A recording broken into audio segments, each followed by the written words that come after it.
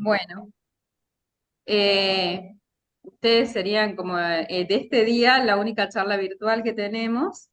Eh, Justo tocó la charla anterior que se demoró, en realidad se demoraron las anteriores, entonces fue toda una demora. Se fueron a tomar un café y están viniendo, o sea, ya están sentándose de nuevo para escuchar la charla que es la más extensa también, por el tema que toca, ¿no? Principalmente. Pero contentos de saber de que el sábado a la mañana van a tener la parte práctica. Así que, Sí, sí, bueno, buenas tardes primero. Eh, Vamos a tener la parte de práctica de 7:45 a 9. Después dijo capaz que había una charla, no sé bien, Marina, pero bueno, estamos ahí a disposición, obviamente. sí, sí, perfecto. Bueno, bueno, lo bueno, acá pongo de vuelta el micrófono. Eh, si pueden decirle al resto que se puede ir bajando, porque, bueno, se fueron a atacar los sándwiches y las cositas que hay. ¿Querés que esperemos 5 minutos? No sé, manejarlo. Sí, 5 minutos. 5 minutos ya están bajando. Es una escalera nomás donde pusimos para que tomen un café y unos criollitos, cosas acá de Córdoba. Pero bueno, les agradecemos un montón porque la verdad que para nosotros es algo nuevo. Ya en el Congreso Americano de Nefrología había una charla especial de POCUS, un día entero de POCUS, en el cual el cupo estuvo lleno. No me pude inscribir, es decir, mi intención fue inscribirme. Y bueno, la verdad que como nefrólogo, todo lo que sea no invasivo y un aporte va a ser muy bien recibido. Bueno, la doctora Marina Papaginovich ya la conocen, nosotros Sí, estamos en contacto con ella y sé que el sábado, como dice usted, primero va a ser algo teórico, es decir, práctico y después una charla teórica. Eh, Así que, bueno, vamos a estar muy contentos de poder escucharlos, de poder estar ahí. sí, Marina trabajamos juntos, mejor dicho, en el Hospital Churruca los Sí, jueves. sí, De hecho, estaba de guardia yo también. Así que bueno, no sé, alguien le recomendó mi nombre y un día se me apareció y sí, me acorraló y casi que me obliga a esto. Pero sí, tiene mucha energía, es una fenómeno, María. sí, excelente, Marina, futura presidenta de la sociedad. Sí, Eh, sí, por eso. Así es. Bueno, ahí ya están ingresando. Bueno, bueno, te esperamos 2 minutos más. Esperamos 2 minutos más. Sí, hasta las y cuarto pueden ser. Dale, dale. Sí, el doctor Peyot le mandé hoy porque no tenía sus datos, por eso estaba el doctor Ben, yo le mandaba todo al doctor Ben ahí y bueno, ahí justo tuve sus datos y les mandé personalmente para que, Ah, buenísimo, gracias. bueno, Y ellos contame un poquito de la gente sí. que va a estar ahora presente. Eh, bueno, ustedes están en presencial en el Círculo Médico de Coro y nosotros estamos transmitiendo online, lo ven todo por pantalla. ¿Y qué población hay ahí? ¿Cómo son? ¿Son especialistas, residentes, Son todos argentinos de todo Latinoamérica? especialistas. Hay residentes y 20 especialistas. 20 no, y más los que están organizando el curso, 24 especialistas, 2 residentes. ¿Son todos de Argentina o gente que vino al Congreso? De Latinoamérica, de Argentina somos 4, 5. El resto de Latinoamérica, de Bolivia, de Paraguay, de Colombia, de República Dominicana, Venezuela, Nicaragua, Honduras y Guatemala. No sé si me estoy olvidando Bien, de alguno. bien México, variado. México, hay muchos mexicanos, ¿verdad? México. Mm. Bien. Bueno, saludos a todos. Saludos a todos. Acá con el licenciado estamos también en contacto con mucha gente de Latinoamérica por los cursos de ECO. Así que bueno, les tenemos mucho cariño a todos. Sí, ya no nos queda, por suerte, ya no nos queda país por conocer. Así que eso es todo para llevar la ecografía a todos lados, ¿no? Así que me parece muy interesante la charla y espero que les podamos contagiar poquito de nuestra pasión. Bueno, parece que ya estamos todos, así que si a usted le parece, sí, sí, ya estamos todos. Vamos todos. Bueno, Bueno, voy a ver si arrancamos, puedo. Cristian, ¿no? Dale, si arranco yo, a ver si puedo compartir la pantalla.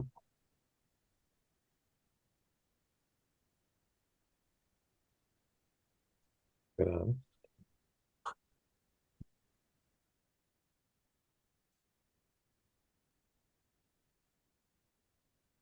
Bueno, ahí vamos.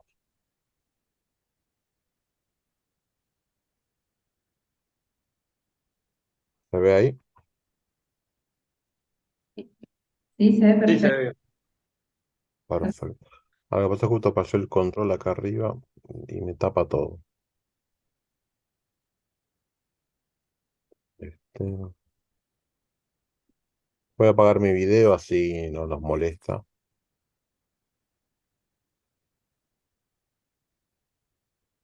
Ahí estamos.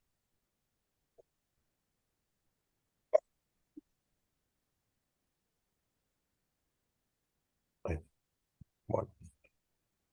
Bueno, buenas tardes a todos. Yo soy Cristian Benay, soy kinesiólogo, trabajo en el área crítica, me dedico a la especialidad cardiorrespiratoria eh, y a la investigación. También soy docente y sobre todo lo que me fascina de todo esto es que hace rato que estamos con lo que es la ecografía en todos sus aspectos como sociedad. eh, y, y bueno, la ecografía pulmonar al principio era como más sencillo explicarlo y ahora se volvió un poco más complicada. No para mal, sino porque la ecografía pulmonar vemos que atraviesa un montón de especialidades.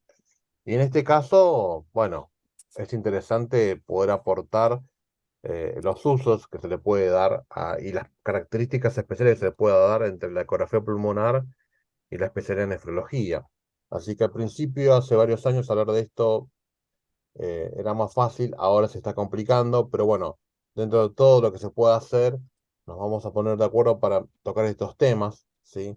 Cosa que a ustedes les pueda servir y después en el taller del sábado poder llevarlo a cabo, ¿no? Una cosa es la clase teórica y otra cosa es poder verlo en vivo y en directo.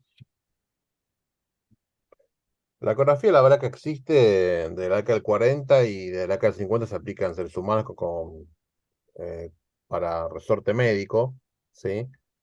Pero todo cambió en el 2011, cuando se presentó este artículo de revisión en el New England, que habla del Point of Care Ultrasonography, que en verdad es el sinónimo de POCUS, ¿sí?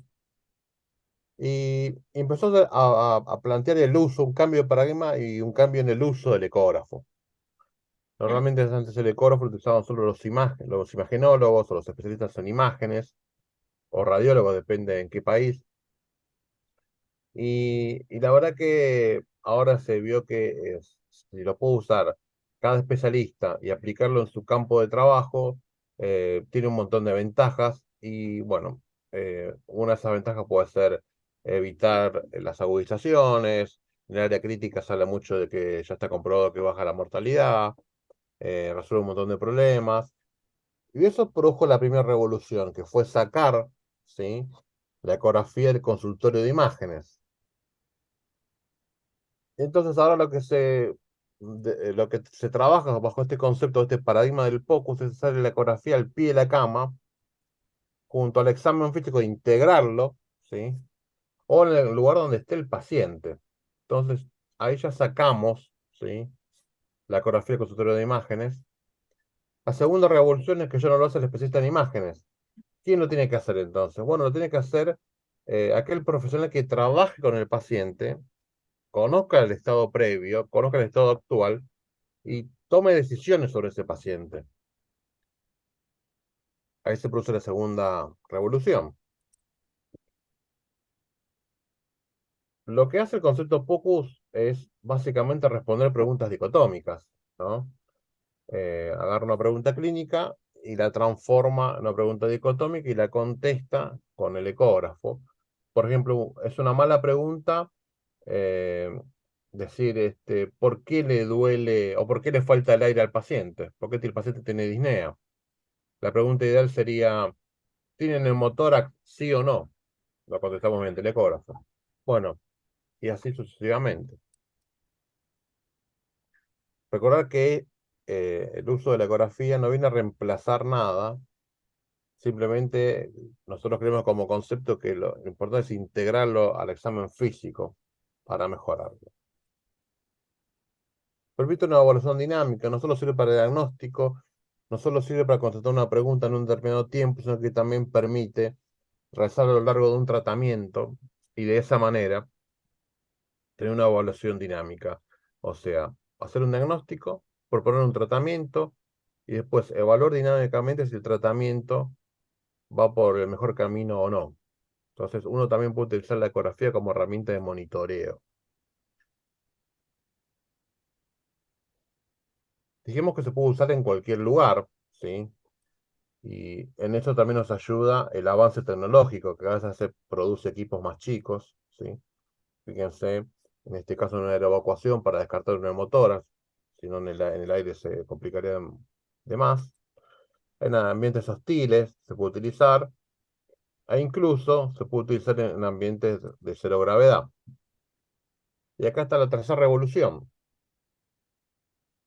Ahora la ecografía la pueden hacer los civiles con un entrenamiento previo y mínimo para ver si tienen que acudir o no al médico. Esto es muy útil en zonas rurales, ¿sí? Donde quizás el acceso es difícil, entonces el paciente se hace una ecografía a sí mismo, la transmite por internet y el médico tratante la ve y le dice si se tiene que acercar o no a un centro de salud.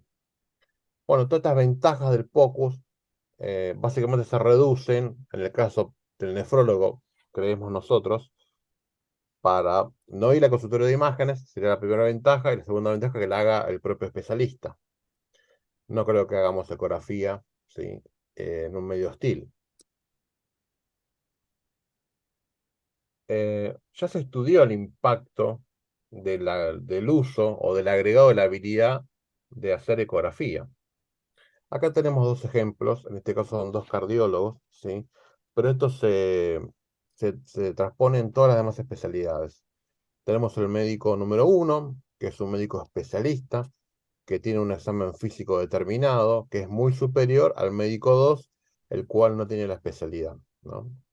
Ahora, ambos se ven favorecidos por la adquisición de habilidades para hacer ultrasonografía, ¿sí? El médico 2, que no era especialista, aumenta su nivel de examen físico, ¿sí? Y el médico 1, que ya era especialista, se incorporara el ultrasonido, también aumentaría mucho más su eficacia del examen físico. Por eso es muy importante esta editorial que propone no reemplazar la ecografía, no reemplazar el estetoscopio por la ecografía, porque al principio, en esta revolución del POCUS, se pensó que el ecógrafo era el estetoscopio del siglo XXI, y la verdad que en ese sentido nos parece que es un enfoque erróneo, incorrecto. Y nosotros estamos de acuerdo con este tipo de enfoque, con este tipo de editorial publicada en el JAMA de Cardiología, pero eso se hace extensivo a todas las especialidades, ¿no? Que es tiempo de agregar un quinto pilar al examen físico al pie de cama, a la inspección, palpación, percusión y ocultación, agregarle la insonización. ¿Qué pasa en nefrología, no? Ya siendo más específico y entrando en terreno propio de esta charla. Bueno, al día de hoy, porque esto lo bajé a propósito hoy, eh, hay 11.300 artículos publicados y fuimos en la línea de tiempo cómo se fue escribiendo, ¿sí? Y cada vez tenemos más artículos publicados solo en el uso de ultrasonografía y la nefrología, ¿sí? Entonces, claramente hay mucho escrito. Ahora vamos a ver cuánto se puede aplicar y qué es lo que se recomienda. Este es una revisión muy importante, ¿no? Focus en nefrología, una nueva herramienta para mejorar nuestras habilidades diagnósticas y proponen, ¿sí? Hacer ecografía pulmonar, hacer el concepto focus, que básicamente que es el focus focalizado en el corazón, y después evaluar la congestión de diferentes órganos como el hígado y los riñones y la parte gástrica, mediante, ¿sí?, el protocolo Vexus, ¿sí?, que abarcaría todo, ¿no? Proponen también, o sería interesante, según este artículo y todo lo que hemos leído, eh, hacer ecografía cerebral para evaluar el edema cerebral y la posibilidad de delirio, evaluar el sistema cardiovascular, evaluar el sistema renal, evaluar el sistema respiratorio, el sistema hepático y el sistema gastrointestinal. Pero uno va leyendo varias cosas diferentes y parece que no se ponen de acuerdo todavía.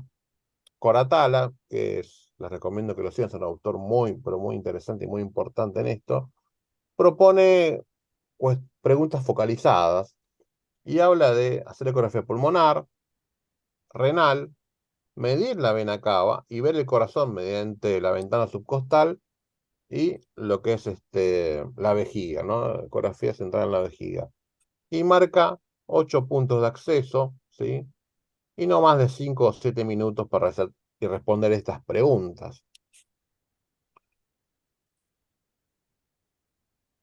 La verdad que entre los consensos y las propuestas hemos visto que no se ponen de acuerdo, ¿sí? Y que el nefrólogo podría ser todo esto, que se llaman focus multisistémico. Pulmón, ecografía en el pulmón, en el hígado, en el gastrointestinal, en el cerebro, accesos vasculares. Eso depende también de las competencias en cada país, ¿sí? Pero por un acceso vascular guiado, hoy ya es un standard of care, ¿sí? Ver el corazón, medir el intravascular y hacer ecografía renal propiamente dicha. Lo que sí nos dimos cuenta, ¿sí?, que esta propuesta generalista, algunos están de acuerdo y otros no, pero en algo están de acuerdo todos, que estos áreas sí deben ser abarcadas por el nefrólogo. Pulmón, un poco de hígado, cardio, intravascular y renal. Eso están de acuerdo. Después en lo demás hay diferencias. Pienso yo que hacer acceso vascular y circuito también depende si el nefrólogo es el que pone el acceso vascular o lo pone el cirujano cardiovascular, el cirujano vascular, o lo pone el intensivista en la terapia cuando hay que hacer una diálisis. Eso depende de las incumbencias o competencias en cada país, y eso es muy distinto. Pero estamos de acuerdo en que pulmón, hígado, cardio, intravascular y renal debería hacerlo el nefrólogo. Claramente, hay un impacto en la decisión clínica, ¿sí?, mediante la ecografía pulmonar. Así que ahora nos vamos achicando todavía más y vamos a explicar un poco ecografía pulmonar. Porque tenemos que elegir, ¿no? La charla no puede ser eterna. Y me parece que la idea es marcarles la entrada y después cada uno seguirá profundizando en el tema, ¿sí? Por ejemplo, en el uso de la ecografía pulmonar en los diferentes departamentos produce cambios, tanto en el departamento de emergencia, en la internación, en la terapia intensiva o en la guardia. Sí, pero esto tiene que ver relacionado con la presencia de disnea o no en el paciente que ingresa. O sea, no hay dudas que el impacto de la ecografía pulmonar, tanto en el área de la guardia, del shock room, de la terapia intensiva, ya produce cambios de decisión y obviamente trae beneficios para el paciente. No está claro este tema, ¿sí?, en lo que es nefrología, ya que los pacientes son bien distintos. Obviamente tienen situaciones de pacientes agudos, pero sobre todo hablamos de pacientes crónicos. Pero queda bien claro que la ecografía pulmonar es la nueva herramienta de diagnóstico de cabecera más impactante en la medicina de emergencia, donde los últimos 15 o 20 años, ¿sí?, y tiene un amplio espectro de aplicación. Entonces yo quiero enfocarme en esto, ¿sí? Eh, Falta ver el impacto que puede producir en la nefrología. Cuando empezamos a leer y a ver cómo hacer ecografía pulmonar, a pesar de que está descrita al principio de la década del 90, los libros, sobre todo Harrison, que es un libro de cabecera para todos los que estudiamos medicina interna, decía que no era útil, ¿no? El ultrasonido a nivel torácico. Incluso hasta en el 2011 volvió a decir lo mismo. Y la verdad que no es así. Es muy útil y hoy ya no quedan dudas que hay que aprenderlo, ¿sí? Y que la ecografía pulmonar atraviesa todas las especialidades. Se decía que no era útil porque, bueno, si el pulmón está lleno de aire, el ultrasonido no atraviesa el aire y por lo tanto no sirve. Pero la verdad lo que hace el ultrasonido a nivel pulmonar es evaluar un coeficiente aire líquido. Y de una punta a la otra iremos desde neumotórax, que sería la mayor cantidad de aire posible, hasta la otra punta, que sería el derrame pleural, que sería la mayor cantidad de líquido posible. Y en el medio analiza también todos sus matices. ¿Sí? Todo esto se ve beneficiado por el avance de la tecnología. Y claro, cuando uno habla de ecografía, hace un par de años, imaginaba un equipo institucional, que la verdad que no es muy cómodo para meterlo entre el paciente, la cama, el equipo de diálisis y demás.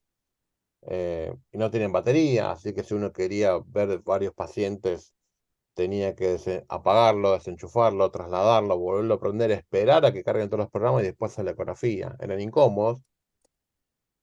Actualmente tenemos esos equipos denominados portables o portátiles, ¿sí? Que tienen las mismas prestaciones, ¿sí? O sea que es el mismo ecógrafo institucional, pero de una manera más pequeña, con prestaciones excelentes y posee la batería, lo cual nos permite eh, eh, llevarlo a todos lados y nos permite evaluar varios pacientes con la única condición de que entre paciente y paciente obviamente limpiemos la sonda. La tecnología fue avanzando. Ahora tenemos equipos personales con pantalla propia, ¿sí? Siguió avanzando y ahora tenemos equipos personales donde utilizan nuestro teléfono, o sea, ya ni siquiera vienen con pantalla y se conectan mediante un cable. Y obviamente la evolución siguiente, y que ya está presente, es la ecografía mediante Bluetooth, o sea que ya ni siquiera cable es necesario. Entonces no hay excusa para poder llevar un ecógrafo a cualquier lugar y sobre todo a donde está el paciente. Por último, salió este ecógrafo, ¿sí? Que se llama Butterfly, que produjo un cambio revolucionario, ya que no utiliza el efecto piezoeléctrico para generar imágenes ultrasónicas, utiliza un chip de estado sólido. Entonces tiene una buena calidad de imagen, todavía no es comparada con los demás equipos, pero tiene grandes prestaciones y se augura un futuro mucho mejor para este tipo de equipo. ¿Qué sonda vamos a utilizar para hacer ecografía pulmonar? La verdad que la sonda ideal siempre de las que ustedes puedan tener son las sondas de baja frecuencia, ¿sí? Ya sea la microconvexa, la convexo abdominal o, en, en el peor de los casos, por lo menos tener la cardíaca. Todas son sondas de baja frecuencia y todas sirven para hacer ecografía pulmonar. ¿Qué abordaje usamos? Eh, Hay varios abordajes descritos a nivel de ecografía pulmonar y están muy claros a nivel del paciente crítico, no así en nefrología. Tenemos el abordaje típico de Volpicelli, ¿sí? Que hablamos de 4 zonas por emitor, 8 en total. El abordaje de Lichtenstein, que habla de 3 puntos por emitor, 6 en total. Pero en, en lo que es nefrología, donde uno obtiene un tiempo más para evaluar el pulmón, parece que el abordaje de Volpicelli es el más apto, por lo menos el inicial, ¿no? Estamos hablando de 4 zonas por hemitórax, 8 en total, ¿sí? Tenemos que guiarnos por la línea parasternal, la línea axilar anterior y la línea axilar posterior. Las dos porciones superiores son los números impares, 1 y 3, y las dos porciones inferiores son los números pares, 2 y 4, ¿sí? Obviamente, cuando hablamos de nivel pulmonar y relacionado sobre todo a la especialidad de neumonología o paciente crítico, hace falta un scan posterior. No es necesario en nefrología el scan posterior, solo el anterior. Así que podemos hacer tranquilamente las 8 zonas y descartar el scan posterior.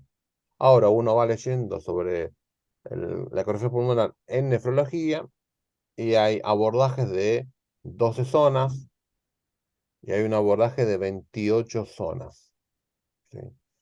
Tampoco se han puesto de acuerdo todavía cuál es el mejor. Eh, Pareciera que el abordaje de 28 zonas permite un examen más exhaustivo. Hay que ver si es posible ese tiempo. Coratala tampoco se puso de acuerdo y prefiere por ahora un abordaje de 8 zonas, ¿sí? Ahora, ¿qué aprendemos en la ecografía pulmonar? Porque hay varias cosas para hacer. Hay algo que es la ecografía pulmonar inicial, eso no quedan dudas, ¿sí? Y nos vamos a ver los signos básicos para después, depende del abordaje que tengamos, a poder aplicar la ecografía pulmonar. Sin importar el abordaje que usemos, siempre lo que vamos a mostrar ahora es útil para todos, ¿sí? La ecografía pulmonar inicial lo que hace es posicionarse, ¿sí? Y establecer el signo del murciélago como imagen inicial.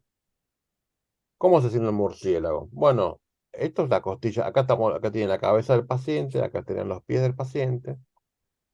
Acá tenemos la costilla superior, la sombra acústica, ¿sí? Costilla inferior, sombra acústica. Tenemos en este modo la sonda de manera longitudinal, que estaría acá arriba, esto sería la piel, y acá estaría la camilla del paciente. Esto es la línea pleural, medio centímetro por abajo de las costillas, ¿sí? Entonces, este patrón de costilla, pleura y costilla forma la imagen del murciélago. Debajo de la pleura hay una zona, ¿sí? Como una pirámide de pico truncado, que se llama zona de Merlín. Y en este caso, en esta zona de Merlín se pueden expresar dos perfiles. Perfil A, donde hay líneas A, en este momento tenemos un paciente con líneas A, ¿sí? Y un perfil B, que ahora lo vamos a ver más adelante. Y reconocer en este signo del murciélago si la pleura se mueve o no se mueve, es fundamental. Si tenemos dudas si la pleura se mueve o no, uno puede aplicar el modo M. Eso lo vamos a entender mejor en el día de práctica. En el modo M veremos el signo de la playa, ¿sí? Donde acá tenemos los músculos y la piel. Acá tenemos la línea blanca y pericoica de la pleura. Y abajo lo que sería el movimiento vital del pulmón, que vendría a ser como la arena de esta playa imaginaria. Y si tenemos el signo de la playa, significa que la pleura se mueve. Es fundamental que la pleura se mueva para estar tranquilo de que no hay un neumotórax. Las líneas A, como les dije antes, es uno de los signos básicos de la ecografía pulmonar. Puede estar tanto en el paciente normal como en el paciente con neumotórax. Pero siempre hay que tener claro que cuando hablamos de líneas A, ¿sí? Hablamos de un artefacto, ¿sí? La línea A en sí no existe como tal, no significa que estamos viendo algo, sino que se produce como un artefacto que se llama reverberación, ¿no? ¿Y cuándo ocurre la reverberación? Bueno, básicamente cuando hay aire, ¿no? Viene el rayo ultrasónico, atraviesa la pleura, todo lo que está atravesando tiene una resistencia, pero cuando llega el aire pulmonar, no puede compensar la diferencia de resistencia entre la pleura y el aire que está ubicado entre el pulmón. Ese delta de impedancia produce un artefacto llamado reverberación, que son las líneas blancas que solemos ver en este artefacto, ¿sí? Son líneas hiperecoicas. Básicamente en ecografía lo que es hiperecoico lo llamamos, es de color blanco. Por alguna que otra línea B, pero siempre hay que pensar que cuando hay líneas A estamos hablando de un pulmón con aire, de un pulmón seco, ¿sí? El otro signo fundamental es la línea B. Creo que es el que más les va a interesar a ustedes.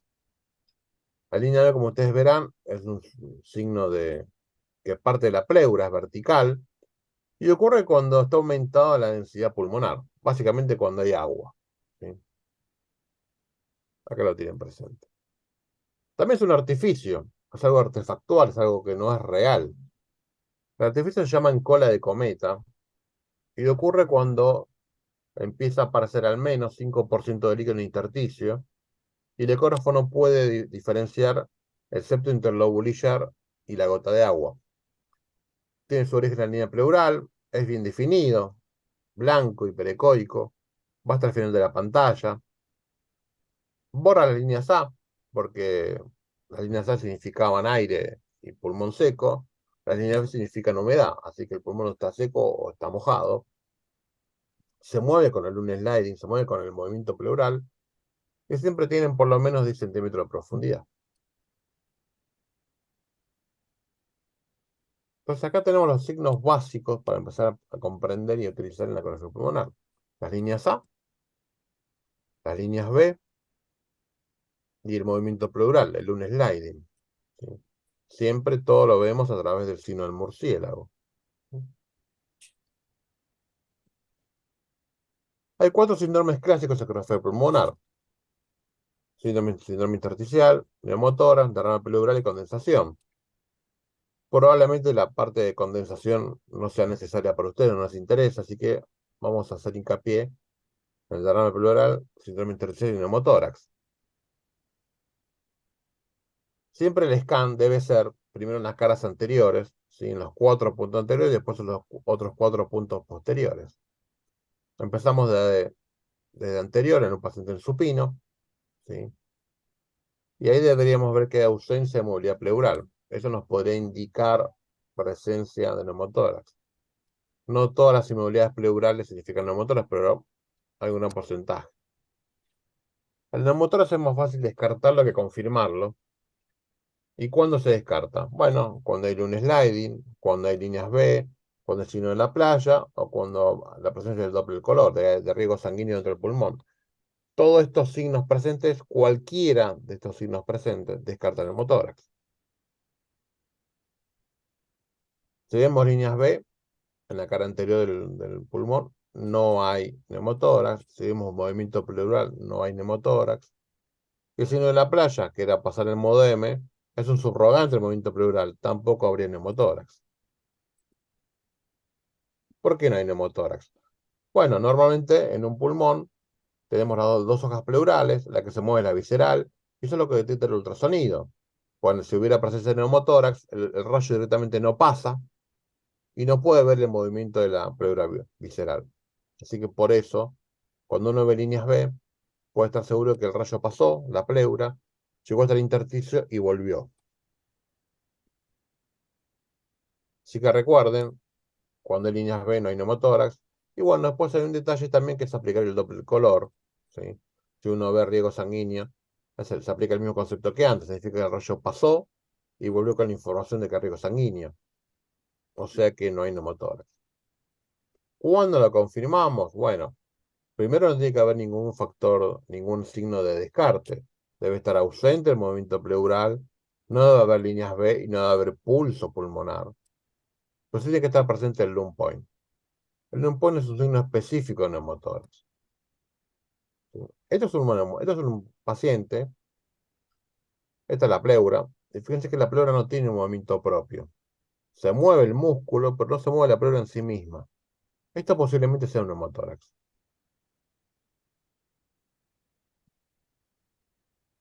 Acá tenemos una compartida entre una pleura normal y una pleura con neumotórax. Fíjense, el signo de la playa, ¿sí? El pulmón normal, y un signo llamado signo de la estratosfera, no paciente con neumotórax.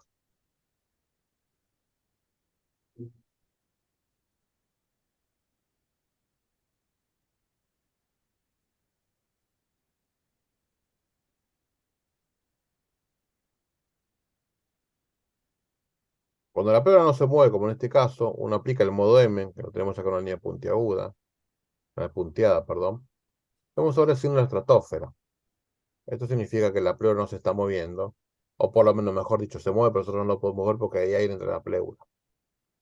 Esto nos debería hacer sospechar que hay presencia de neumotórax, pero tenemos que confirmarlo. Y para confirmarlo hay que encontrar el lung point. ¿Qué es el lung point? Bueno, el lung point sería en un paciente con neumotórax poner justamente la sonda en este punto, en esta ventana acústica, donde veríamos un poco de parénquima normal, sobre todo cuando el paciente toma aire, y luego también insonizamos el aire cuando el paciente exhala. Entonces veríamos, sin modificar la sonda, en un lado que la pleura se mueve y del otro lado no. En un lado veríamos signo en la playa y del otro lado signo en la estratosfera. ¿Sí? Cuando el paciente toma aire, nos ofrece parénquima sano para insonizar, y cuando el paciente exhala, insonizamos el aire del neumotórax. Este signo fue descrito por Lynch en el año 2000. Daniel Lynch es el padre de la ecografía pulmonar. Él fue el primero que describió todos los signos que estamos aprendiendo ahora. Hay una especificidad del 100% para el neumotórax cuando encontramos este punto.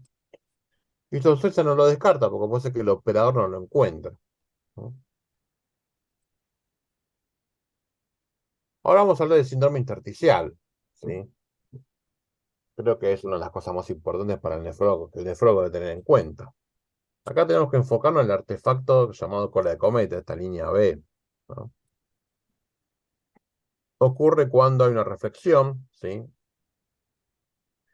entre el septo interlobular y el agua y produce este artefacto llamado cola de cometa.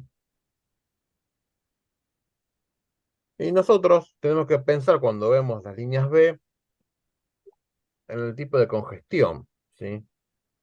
Obviamente podemos tener un pulmón sin congestión, donde no hay ningún tipo de congestión, ni siquiera vascular, ni siquiera en los tejidos. Después podemos tener una congestión típica del tejido en sí mismo. También podemos tener una congestión de origen vascular, ¿sí?, lo que hablamos de paciente congestivo, paciente con hiperreanimación, pacientes con éxtasis o con mucha volemia. Y obviamente lo peor que nos puede pasar es que se junten las dos, la congestión vascular y la congestión del tejido, ¿no? Porque sería un trastorno mixto.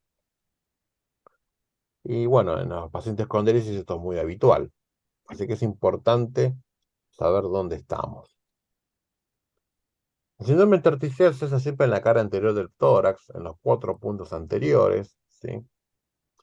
Y se habla que en cada ventana tiene que haber 2 o más, 3 o más líneas B, ¿sí?, en cada zona.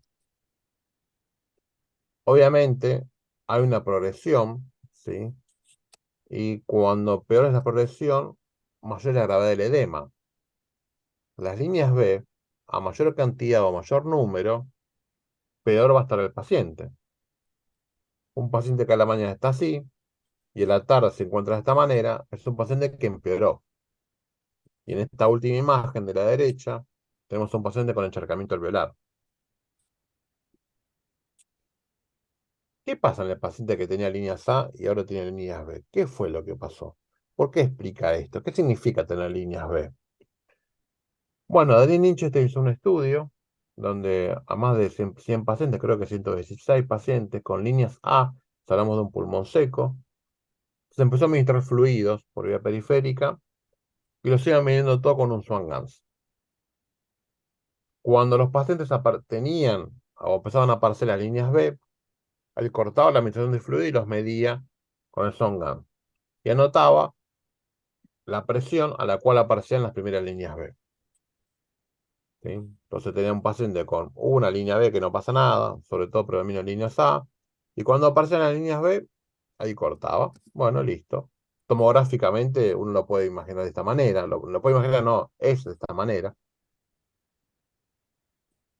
Y él se dio cuenta, ¿sí?, que el mejor punto de corte para discriminar a un paciente que tenía líneas A o líneas B no era 13 milímetros, sino que era 18 milímetros, ¿sí?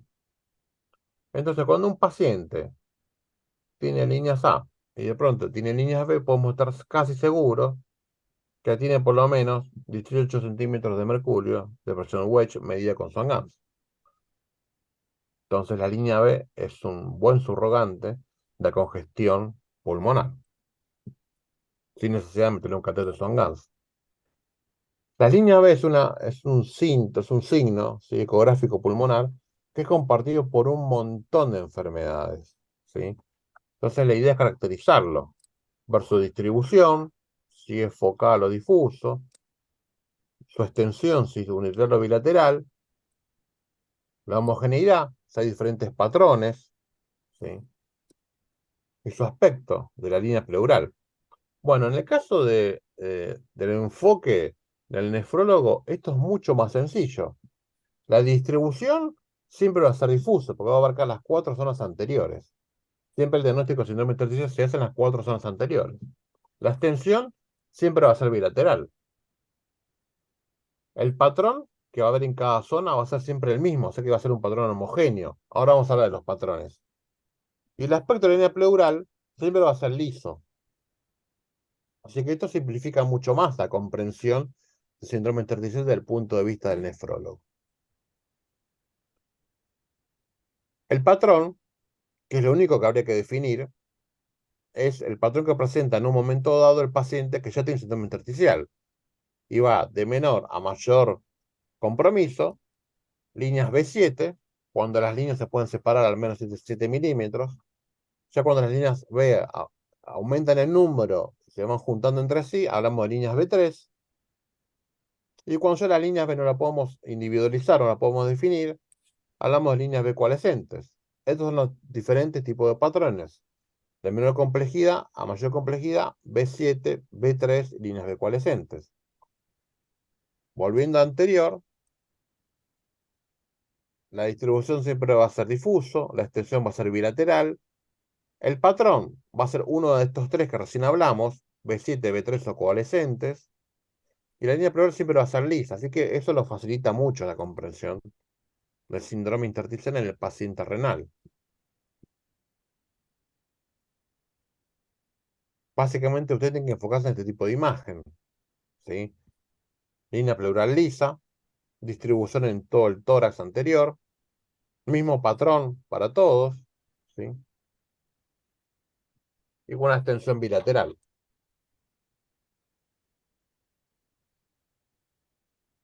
¿Por qué es importante evaluar esto? Bueno, hay muchos trabajos que hablan de la importancia del paciente sobrecargado y la congestión pulmonar, ¿sí?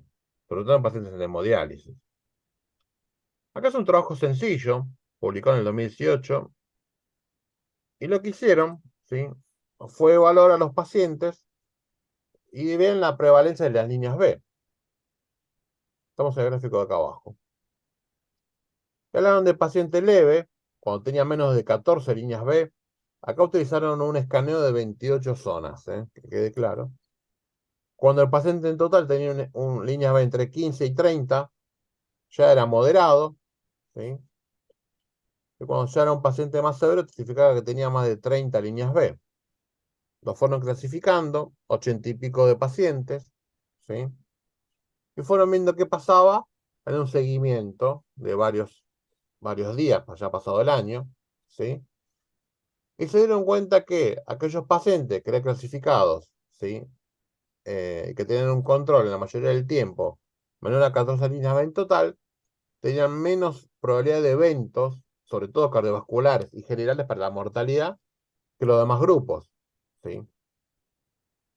Entonces, claramente, tener al paciente bajo control, ¿sí? Y que no se vaya de líneas B es beneficioso a lo largo del tiempo, tanto en causas cardiovasculares como en todas las causas juntas que aumentan la mortalidad del paciente. Así que esto nos sirve, es una manera de evaluarlo, monitorearlo a lo largo del tiempo y ir llevándolo, ¿sí? Digamos, controlado.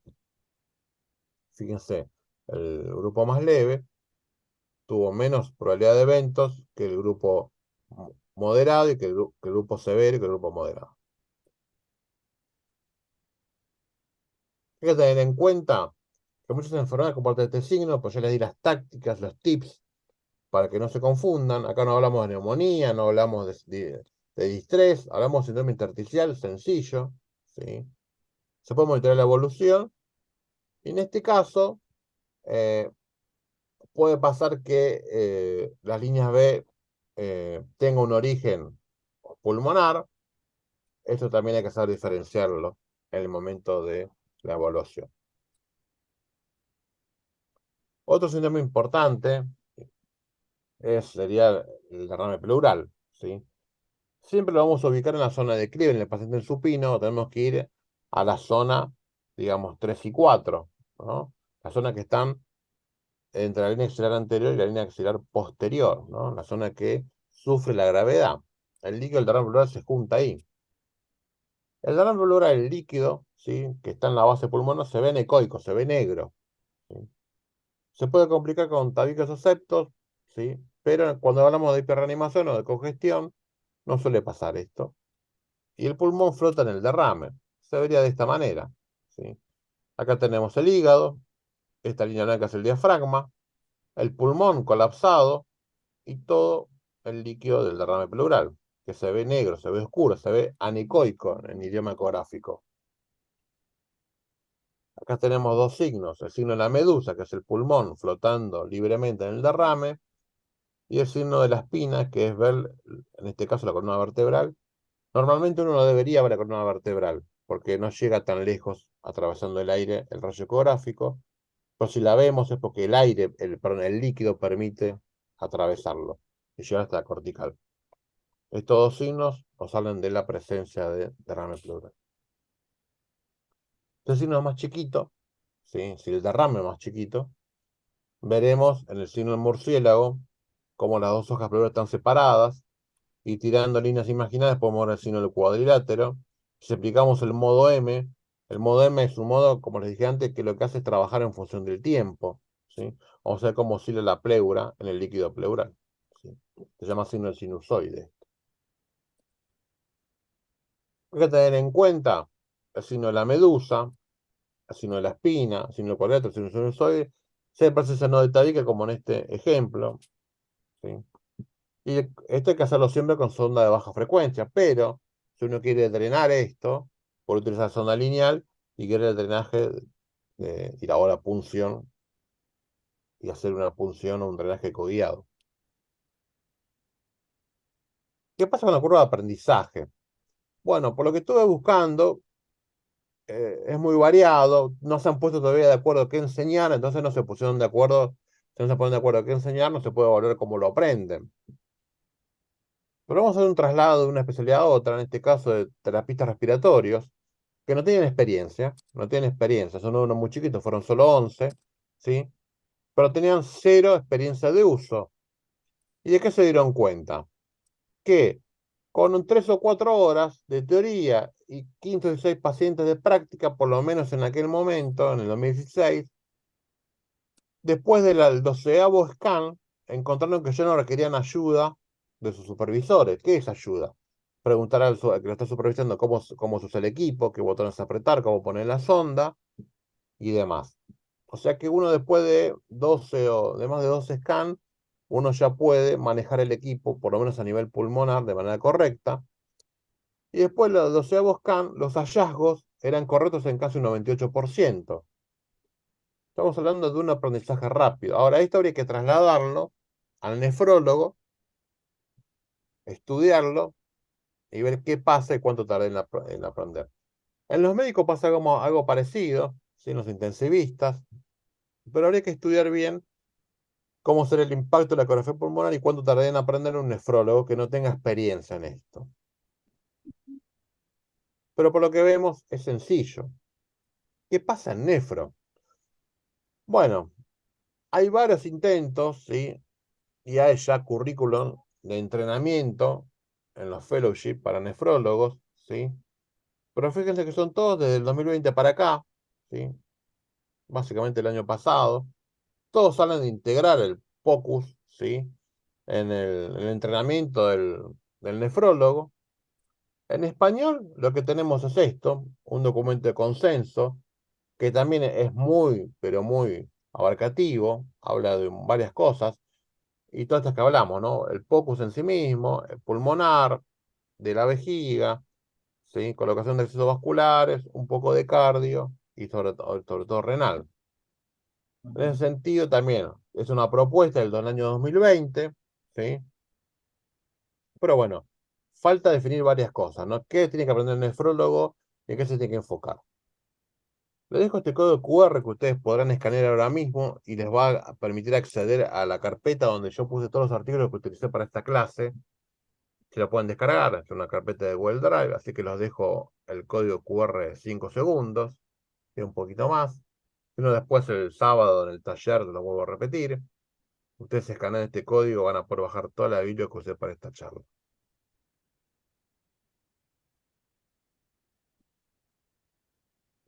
Como conclusión, lo que podemos sacar es que la ecografía pulmonar es fácil de realizar, de aprender y es económica porque evita un montón de estudios complementarios. Les explico que la ecografía pulmonar tiene más sensibilidad que la auscultación, mucha más sensibilidad que la radiografía de tórax y una performance muy similar a la tomografía de tórax, con las ventajas que tiene el concepto POCUS, de utilizarlo al pie de la cama, no trasladar al paciente, el mismo personal que está trabajando y toma decisiones con el paciente tiene que hacer la ecografía, ¿sí? No lo ionizamos, no lo tenemos que tener al paciente invadido, no es necesario que el paciente esté sedado. Sí es importante, los detalles técnicos de la ecografía pulmonar, es muy importante conocer el equipo, saber setearlo, ¿sí? Elegir la sonda correcta y conocer los artefactos que se producen. Claramente mejora el proceso diagnóstico y ahorra los exámenes complementarios y trae un beneficio económico al lugar del trabajo. Hay que entender que se basa en interpretación de artificios, su jerarquía semiológica, sobre todo en este caso en el nefro, líneas A y líneas B. Tiene muchas aplicaciones, un montón de protocolos, triage, pronóstico, medición de fluidos, ¿sí? Eh, y falta definir y consensuar un programa de formación exclusiva para el nefrólogo homologado y que esté homologado por las principales sociedades científicas, ¿sí? Nosotros en el SARUC tenemos un curso para nefrólogos, ¿sí? Donde tenemos un colega, un excelente colega, como es Eduardo Gais, un colega mexicano que es un referente. Y hay que pensar también, le dejo esta palabra para que ya vayan investigando, que es el protocolo VEXUS, ¿no? Es un protocolo para evaluar la congestión del paciente. Ya tienen que meterse en eso. Eso es un protocolo, una habilidad avanzada, muy difícil de hacer, pero me parece que ese es el protocolo ideal para ustedes. Les dejo mi web, si tienen alguna duda, quieren pedirme algo, ecografíaenquines@gmail.com, mi nombre es Cristian Benay. Bueno, cualquier cosa, no sé si hacemos las preguntas ahora o las hacemos al final de la clase del doctor José Feijó. Gracias, doctor. Si les parece, seguimos con la otra clase, si hacemos las preguntas todas juntas. Perfecto. ¿Se escuchó bien? ¿Se vio bien todo? Me escuchó perfecto. Muchas gracias.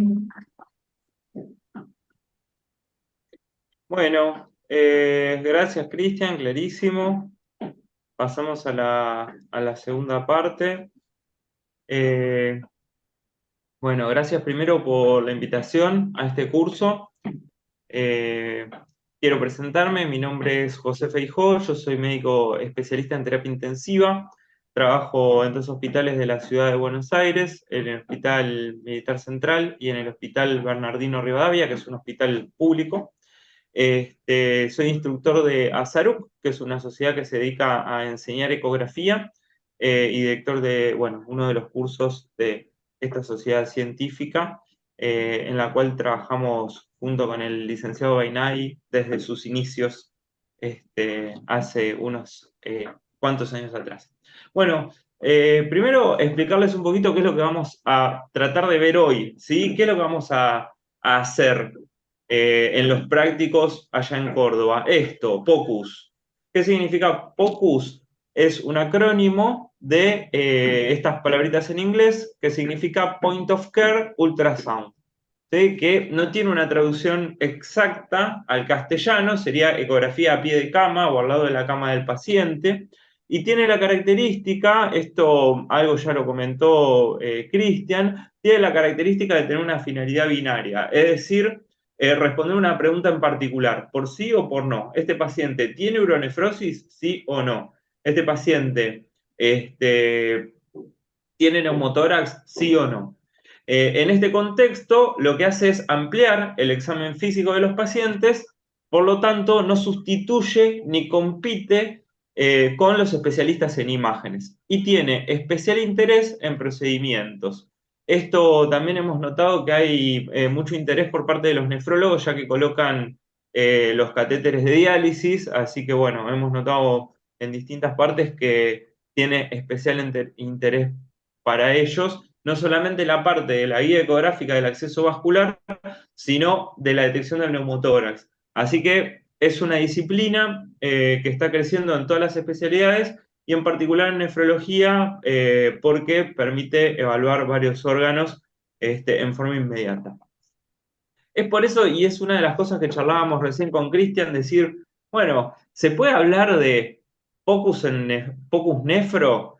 Quizás como un capítulo sí, pero la verdad que podemos ponerle ese título de POCUS nefro, pero POCUS en nefrología sí o sí tiene que ser multisistémico, porque no podemos pensar en evaluar un riñón sin ver el corazón que lo perfunde o sin ver los pulmones, ¿sí?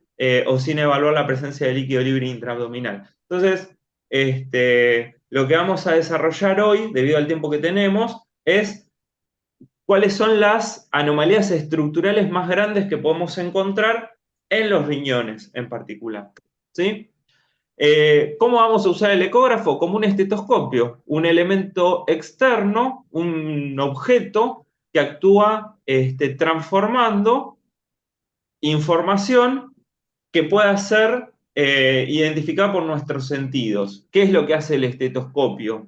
Transporta las vibraciones del abdomen o del tórax hacia nuestros oídos para que los podamos escuchar. ¿Y qué es lo que va a hacer el ecógrafo? Algo muy similar, ¿no? Va a capturar imágenes anatómicas a través de las ondas de ultrasonido para ponerlas en una pantalla y que nosotros las podamos entender.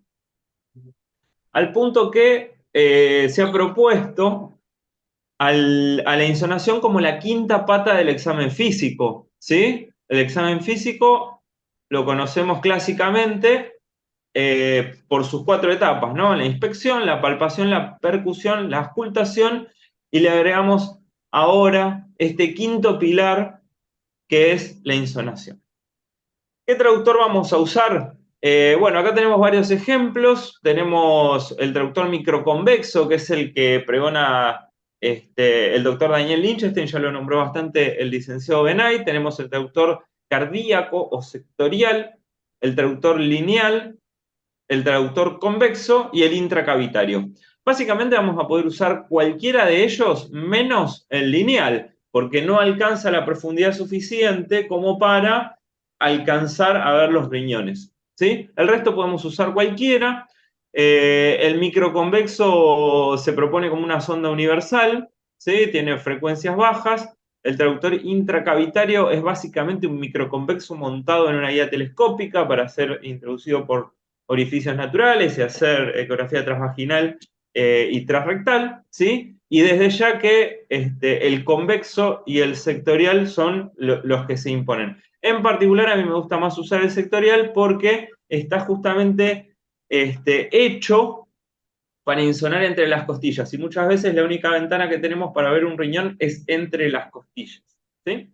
Entonces, estos dos son los que más comúnmente tenemos disponibles a la hora de realizar ecografía abdominal, insonando tejidos profundos, como decía Cristian, con bajas frecuencias. Y yo ya con ver la imagen voy a saber con qué traductor está tomado, ¿no? Un traductor lineal va a generar una imagen a partir de una línea recta, una imagen cuadrada o rectangular si se quiere, el traductor convexo a partir de una silueta convexa, ¿sí? Y el traductor sectorial a partir de un puntito. Y digamos, es uno de los fundamentos por el cual me va a venir tan bien el traductor sectorial, ¿no? Porque la onda ultrasonido sale de un puntito, entonces es ideal para insonar entre las costillas, que muchas veces es la única ventana que tenemos disponible. Y esto es lo que va a pasar, ¿no? Va a salir la onda de ultrasonido, yendo un poquito a bases físicas, ¿no? Cómo funciona el traductor. Va a partir la onda de ultrasonido del transductor, va a empezar a rebotar en las interfaces, ¿sí? Entre las sustancias de distinta densidad e impedancia acústica del tejido insonado para formar una imagen anatómica del órgano que estamos insonando. Esto no es como lo que veíamos recién con el licenciado Benay en los puntos blue, que voy a interpretar los artefactos para poder diagnosticar la patología, no así en las bases pulmonares, donde yo lo que veo es una imagen anatómica del derrame o de la consolidación, ¿sí? En los vértices yo voy a ir a interpretar artefactos, líneas A, líneas B. Acá no va a ser así, lo que va a aparecer es una imagen anatómica, ¿sí? Del órgano que estoy insonando. ¿Cómo voy a explorar los riñones? Los riñones van a ser explorados desde la pared abdominal anterior. Es un poquito más difícil explorarlo desde la pared abdominal anterior porque suele interponerse gas intestinal, y desde los flancos a través de los espacios intercostales, ¿sí? Con el transductor que tengamos, que no sea el lineal, ¿verdad? Entonces, esta va a ser la técnica de exploración de ambos riñones. ¿Cuáles son las características ecográficas normales de los riñones? Bueno, lo vamos a observar como si fuera un disco, ¿sí? Una forma discoide, ¿sí? Con la principal característica, esto es lo primero que tenemos que ver, ¿no? Esto es parte del examen físico, así como el neumonólogo se coloca el estetoscopio y ausculta el murmullo vesicular, el examen básico renal es esto, ¿no? Ver el seno renal ecogénico. El seno renal siempre debe ser ecogénico, siempre debe ser blanco, brillante, debido al contenido de grasa y a lo intrincado del sistema colector. ¿Sí? Todo esto es lo primero que nos va a llamar la atención. Va a tener una superficie lisa y definida, ¿sí? Una cápsula ecogénica, ¿sí? Un poquito más brillante. En general, el parénquima renal es hipoecogénico. Cuando hablamos de hipoecogénico, hiperecogénico, es una nomenclatura comparativa, lo estamos comparando con otra cosa, en este caso con el ecopatrón del compartimiento corporal abdominal, que es el hígado. Entonces, si yo digo el riñón es hipoecogénico, es siempre comparándolo con el hígado, ¿sí? Es hipoecogénico, entonces, y va a tener distribuido en el parénquima elementos que son menos ecogénicos que el resto del parénquima, que son las pirámides renales, y que es importante reconocerlas no solamente porque no es un hallazgo patológico, sino porque nos permite diferenciar y medir el espesor de la corteza, ¿sí? Como vamos a ver a continuación. Idealmente, lo que nosotros enseñamos y proponemos es dividir la pantalla al medio, dividir la pantalla en dos, obtener una imagen en el eje longitudinal, donde obtenemos la medida longitudinal del riñón, y otra imagen en el eje transversal. De esta manera, en una sola imagen, yo puedo obtener las tres medidas en el espacio, ¿sí?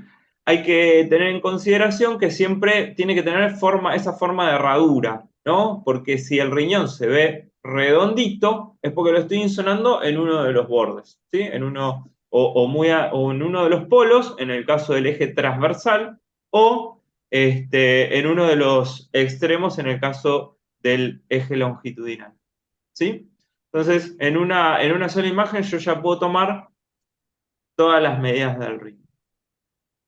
Otra de las características que tengo que tratar de determinar en mi examen POCUS renal, esto toma unos minutos, ¿sí? Esto es muy rápido, es la ecogenicidad, ¿sí? La hiperecogenicidad, siempre comparándola con el hígado o con el vaso, que tiene una ecogenicidad similar, en el caso de riñón izquierdo, va a ser patológica.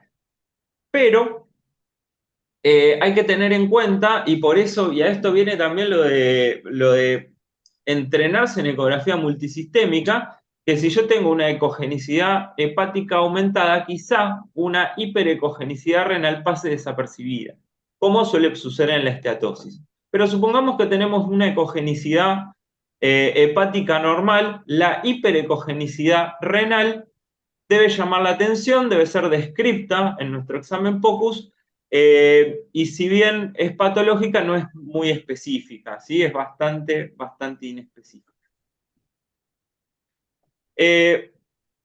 Otra de las mediciones que podemos tomar en nuestro examen básico POCUS es la medición del parénquima y de la corteza renal. La corteza renal la vamos a poder medir a partir del reconocimiento de las pirámides renales, ¿sí? Acá vemos una imagen menos ecogénica que el resto del parénquima renal, ¿sí? Desde la base de la pirámide renal hasta la superficie del órgano es que voy a medir la corteza. Y luego, desde el borde del sistema pielocalicial, que es todo lo ecogénico, todo lo blanco, hasta la superficie del órgano, es que voy a medir el parénquima. La corteza renal, en general, mide cerca de 1 centímetro y el parénquima el doble, ¿sí? Como medidas generales. Cuando no veo las pirámides renales y claramente está adelgazada la capa del parénquima renal, voy a hablar de una pérdida de la diferenciación córtico-medular, ¿sí? Y esto es importante hacerse cargo de describir esta situación, ¿sí? Muchas veces la corteza no se puede medir porque no se ven las pirámides renales, ¿sí? Entonces, eso es importante describirlo, ¿sí? E informarlo de esa manera, ¿sí? No se puede realizar la medición de la corteza renal debido a pérdida de la diferenciación córtico. Otro de los hallazgos que podemos tener es la uronefrosis, ¿sí? La obstrucción del sistema colector, que va a ser fácil de detectar porque genera cambios muy evidentes en lo que es la pelvis renal, ¿sí? Pasa de ser blanca a ser negra, de ser hiperecogénica o ecogénica a ser anecogénica con refuerzo acústico posterior. Una de las características del líquido es que no tiene interfaces en su interior, por lo tanto no genera atenuación de la onda de ultrasonido, y esa onda de ultrasonido se encuentra aumentada en su intensidad, generando este artefacto que se llama refuerzo acústico posterior. Eso de lo que me habla es de la naturaleza líquida de esa estructura anecogénica que estoy observando. Claro que cuando se trata del riñón es un poco más fácil, ¿no? Pues si yo veo un riñón que es negro en el medio, lo más probable es que ese riñón esté uronefrótico, ¿sí? Y esa uronefrosis la podemos llegar a clasificar en forma cualitativa, ¿sí? Como de grado 0, cuando el riñón es normal, de grado 1, cuando tenemos una dilatación leve del sistema pielocalicial, que se suele relacionar con situaciones fisiológicas como la poliuria de la diabetes descompensada, por ejemplo, ¿sí? O el embarazo. Una uronefrosis grado 2, cuando veo la pelvis renal dilatada. Una uronefrosis grado 3, cuando además de la pelvis renal veo los cálices algo dilatados, es decir, la figura se vuelve arborescente. Y por último, una uronefrosis grado 4, cuando hay lobulaciones, ¿sí? Evidentes y adelgazamiento de la corteza. Bueno, vemos un ejemplo, así es como se ve una uronefrosis, ¿sí? Esto es una uronefrosis grado 3, no tengo adelgazada la corteza, ¿sí? Pero fíjense cómo apoyando nada más el ecógrafo, yo ya puedo obtener una imagen, ¿sí? Que amplía el examen físico de una manera extraordinaria, ¿no? Esto, ¿qué hubieran dado los médicos que nos precedieron hace 50 o 100 años por tener lo que podríamos llamar visión de rayos X, ¿no? Por poder ver adentro de los pacientes. Bueno, esto es el superpoder que nos da el ecógrafo, ¿no? Ver adentro de los pacientes. Bien, acá tenemos otro caso de uronefrosis, ¿sí? También grado 3. Ahí vemos la arborescencia, no está adelgazada la corteza, y siempre es de buena práctica activar el cajón de Doppler. ¿Por qué? Porque lo que nos puede pasar es esto, ¿sí? Yo lo que puedo llegar a ver es en un paciente muy delgado, que tiene poca grasa en general en su cuerpo, ¿sí? Puedo llegar a ver una imagen anecogénica en el seno renal, que puede llegar a ser la vasculatura renal desarrollada, ¿no? Entonces siempre es de buena práctica activar el cajón de Doppler para constatar que se trate de una uronefrosis y no de los vasos del hilio renal normal. Otra de las lesiones que más frecuentemente podemos encontrar y que son fáciles de reconocer son los cálculos, las litiasis, ¿sí? Las litiasis en general son muy fáciles de reconocer porque tienen la característica imagen refringente, bien brillante, con sombra acústica posterior, ¿sí? Hay que estar atentos a la sombra acústica posterior, ya que por la naturaleza ecogénica que ya de por sí tiene el seno renal, a veces solo son reconocibles por la sombra que los sigue, ¿sí? Y otra cuestión que hay que tener en cuenta es que esa sombra debe ser continua hasta el fondo de la pantalla, porque muchas veces hay una superposición de imágenes vasculares y demás que hacen, digamos, que pueda parecer una sombra acústica posterior cuando en realidad no lo es. Así que bueno, tener en cuenta esa situación. La sensibilidad de cálculos mayores a 5 milímetros, fíjense acá tenemos un cálculo muy chiquitito, que si uno no está bien atento puede llegar a confundirlo como parte del seno renal ecogénico normal, pero tiene su sombra acústica posterior que llega hasta el fondo de la pantalla en una imagen tomada con un traductor convexo, ¿sí? Y tener en cuenta también que a veces esos cálculos pueden llegar a obstruir solo una parte del sistema colector, como tenemos en el caso de esta imagen central, donde el polo superior de este riñón se encuentra uronefrótico y el polo inferior no. La causa, bueno, es obstructiva, claramente, por esta litiasis con sombra que se observa en el seno renal. Y el último estadio de la uronefrosis es la pionefrosis, ¿sí? Es simplemente una uronefrosis que lleva a tiempo de evolución y que se infectó, ¿no? Bueno, esto, si la uronefrosis no es conocida, suele ser un hallazgo. Nosotros lo hemos visto en algunas ocasiones en pacientes en terapia, sépticos, en muy mal estado, donde no se sospechaba la uronefrosis, y haciendo el examen ecográfico POCUS encontrábamos este tipo de imágenes. Es una imagen de una uronefrosis grado 4, una uronefrosis severa, con material ecogénico en su interior. En general son pacientes que están con un estado general bastante deteriorado, sépticos, febriles y con alguna falla renal asociada.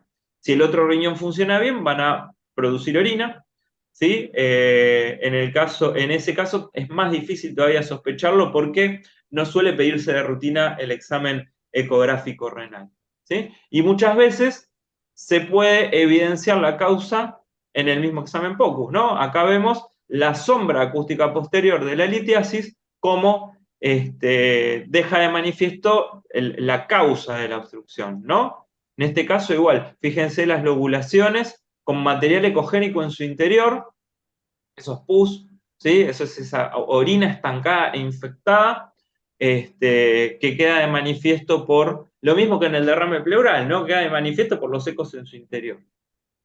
Como decíamos en el derrame pleural, ¿no? Un derrame pleural anecogénico, pensamos que es un derrame pleural no complicado, un derrame pleural con septos o con elementos que flotan en su interior, pensamos que está complicado con una infección.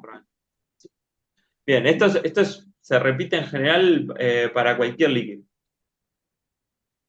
Otra de las imágenes que solemos encontrar frecuentemente son los quistes. Los quistes renales son extremadamente frecuentes. El diagnóstico es ecográfico, ¿sí? Con estos tres criterios. Son anecogénicos, tienen refuerzo acústico posterior, que deja evidencia de su naturaleza líquida, y una pared posterior fina y definida. Entonces yo veo estas tres características del quiste renal simple y no tengo que hacer absolutamente nada más. Es un quiste renal simple y se termina. Después el quiste complejo, bueno, es un poco más difícil de describir. La audiencia como nefrólogos sabrá mucho mejor qué hacer con un quiste de estas características, ¿sí? Pero, bueno, tener en cuenta, ¿no? La presencia de irregularidades en la pared, septos, ¿sí? De distintos grosores, calcificaciones y demás, ya que puede corresponder a lesiones malignas que requieran alguna intervención más, como por ejemplo una tomografía, ¿sí? Tumores, también hallazgos frecuentes. Acá entra mucho la observación de la superficie del riñón, ¿sí? Porque los tumores, primero, suelen ser un hallazgo, en general el examen es realizado por otra causa, y son fáciles de reconocer cuando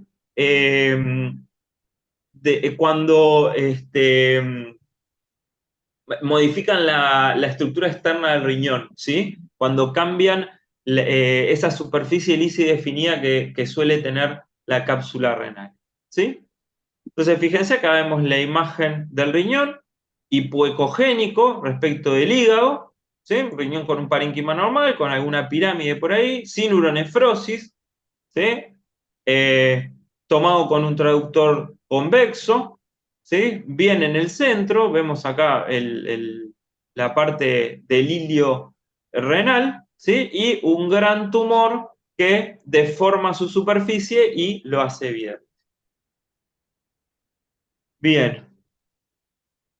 Otra de las imágenes que encontramos, sobre todo haciendo ecografía en el trauma renal, que es frecuente, son las imágenes de traumatismo renal. En el trauma renal, las imágenes son de sangrado, ¿sí? Que puede quedar contenido por la cápsula renal, ¿sí? O puede ser una contusión, lo mismo que sucede en cualquier otro sector del cuerpo, en el cerebro, en el pulmón, ¿sí? En los músculos, donde deforma, ¿sí? la estructura del órgano. Pero más que nada son los hematomas y las colecciones lo que vamos a buscar en el trauma renal. Fíjense, acá tenemos una colección que quedó, que comprime el órgano, ¿sí? Deja en evidencia un lito, ¿sí? Y quedó contenida por la cápsula renal, ¿sí? Bien. Bueno, y por último, dos palabritas de ecografía vesical. La ecografía vesical es muy fácil de hacer, es muy accesible. La vejiga es un órgano que ya de por sí es como el útero grávido, ¿no? Es una pelota de líquido, entonces es muy fácil de insonar, está hecha para que la estudiemos por ecografía.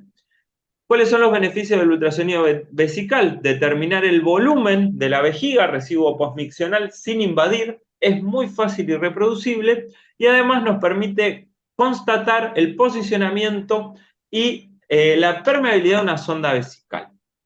Nos vamos a ubicar sobre la pelvis, obteniendo con nuestro transductor convexo. Acá ya no hace falta tener un transductor sectorial porque no hay hueso, no hay costillas que se interpongan, ¿no? Entonces, vamos a tomar imágenes longitudinales y transversales, teniendo en cuenta de asomarnos hacia la pelvis, que es un fuentón de hueso, ¿no? Me tengo que asomar a la pelvis para obtener los cortes transversales y longitudinales. En el corte transversal vamos a ver a la vejiga más bien cuadrada, ¿no? Y en el corte longitudinal vamos a ver a la vejiga más bien triangular. Acá podemos llegar a calcular el volumen urinario tomando las tres medidas del espacio, multiplicándolas entre sí. Acá hacemos una maniobra similar a la que hacíamos cuando medíamos el riñón, dividimos la pantalla al medio y tomamos todas las medidas del espacio al mismo tiempo. Tomamos un eje anteroposterior, un lateral y un longitudinal. Las multiplicamos entre sí y por una constante que es 0,5, que corresponde a la fórmula del volumen del elipsoide, ¿sí? Para obtener el volumen urinario aproximado, ¿sí? Distancia 1 por distancia 2 por distancia 3 por 0,5, centímetro por centímetro por centímetro, centímetro cúbico, el resultado me da en mililitros. Pero además podemos ver cambios en la pared de la vejiga, ¿sí? Pólipos, engrosamientos focales como expresión de una inflamación local o de un tumor sésil, ¿sí? Como se suele ver en el cáncer o en la cistitis o en las infecciones, ¿sí? Siempre y cuando tenga la vejiga llena de líquido, ¿no? Entonces, con la vejiga llena, la verdad, muy fácil de estudiar, muy recomendable siempre pegarle una mirada a la vejiga. La presencia de litiasis también es frecuente. Las litiasis se ven de la misma manera que las litiasis en cualquier otra parte del cuerpo, como una imagen ecogénica bien brillante con sombra acústica posterior que llega hasta el fondo de la pantalla, ¿sí? Pueden ser grandes, pequeñas o enormes, como en este caso, ¿sí? Que tenemos una litiasis de 5 centímetros, ¿sí? Esto cuando lo encontramos no lo podíamos creer, alojada en una vejiga, ¿sí? Nos costó entenderla al principio. Entonces, siempre es recomendable pegarle una miradita a la vejiga. La presencia de tumores, la presencia de sedimento de un nivel de distinta ecogenicidad puede dejar de manifiesto la presencia de un sangrado. El Doppler también puede llegar a darnos información acerca de las características de masas ecogénicas adheridas a la pared vesical. Y por último, esta imagen, ¿sí? Que me encantaría que se lleven, que es la imagen del balón de la vejiga, del balón de una Foley, ¿sí? Que siempre hay que tenerla presente, ¿no? Porque nos dice muchas cosas, nos dice que la vejiga está vacía, que la sonda está bien colocada y que además probablemente esté permeable, ¿sí? Entonces, atentos a esta imagen. Bien, sin mucho más, agradecerles de vuelta por la invitación y bueno, ya que son todos nefrólogos, me permito invitarlos a nuestro curso de nefrología. La verdad que es excelente, tiene todos estos temas bueno, que están viendo en la pantalla. Eh, Dictados por exponentes en la materia, como el doctor Avilás Coratala, el doctor Eduardo Ríos Argáiz, etcétera, etcétera. Así que bueno, probablemente les pudiera interesar. Así que bueno, gracias por todo y no sé si quedó alguna pregunta.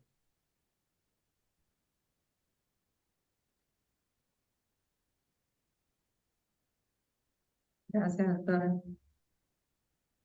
Bueno, primero que nada, saludar, bueno, en el transcurso de la charla está presente también la comisión directiva del Congreso, así que saludarlos, gracias por estar acá, por venir.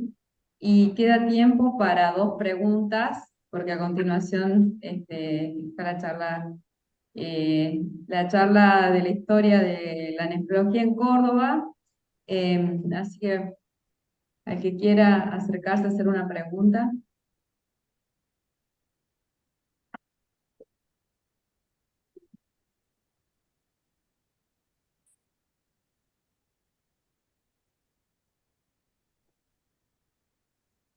Muchas gracias por las presentaciones.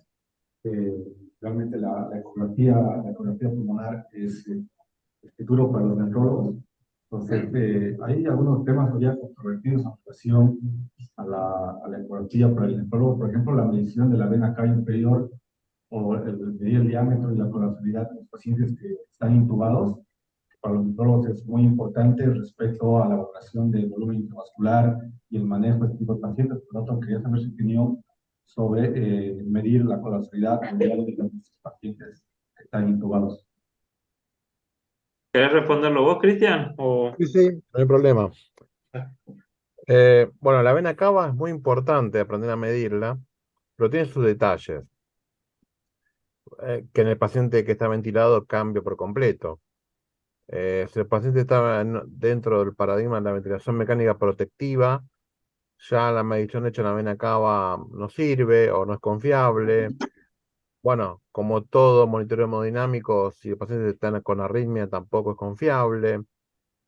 Es muy útil en los extremos, ¿no? Si el paciente está muy desprecargado o el paciente está con mucha precarga, es muy útil siempre y cuando no esté ventilado con ventilación protectiva. Eh, pero bueno, de alguna manera hay que medir el estatus de la volemia, ¿no? Sobre todo en el paciente crítico, que siempre que uno se pasa de líquidos, aumenta la mortalidad de un montón de enfermedades en el paciente crítico. Y también es importante que quede claro que el gatillo para seguir el protocolo VEXUS es la medición de la vena cava inferior. Así que ya sea como medición única que de la vena cava o como primer paso el VEXUS, es muy importante aprender a medirlo sabiendo las limitaciones que tiene. Obviamente el VEXUS viene a suplir un poco esas limitaciones porque abarca también la medición de, aparte de la vena cava, lo que es el pulmón, hígado y renal, ¿sí? La congestión renal, pero nosotros lo utilizamos bastante, en nuestra práctica lo utilizamos mucho, la medición de la vena cava con las ventajas comparado con otros métodos, ¿no? El vigileo, la termodilución son todas medidas invasivas y bueno, no todos las saben interpretar, ¿no? Por lo menos la termodilución.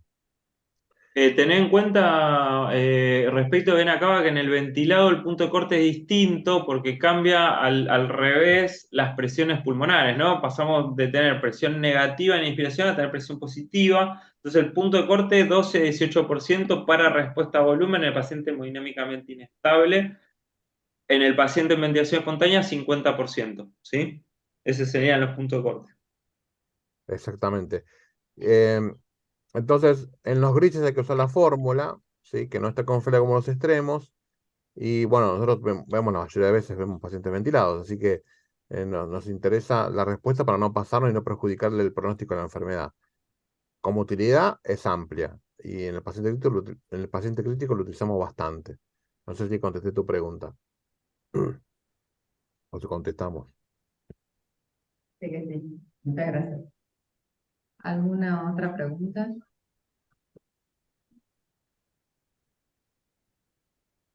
Bueno, bueno, las preguntas quizás se van a contestar con el taller práctico el día sábado. Están todos invitados. Así que bueno, le agradecemos y bueno, nos aplaudimos nuevamente porque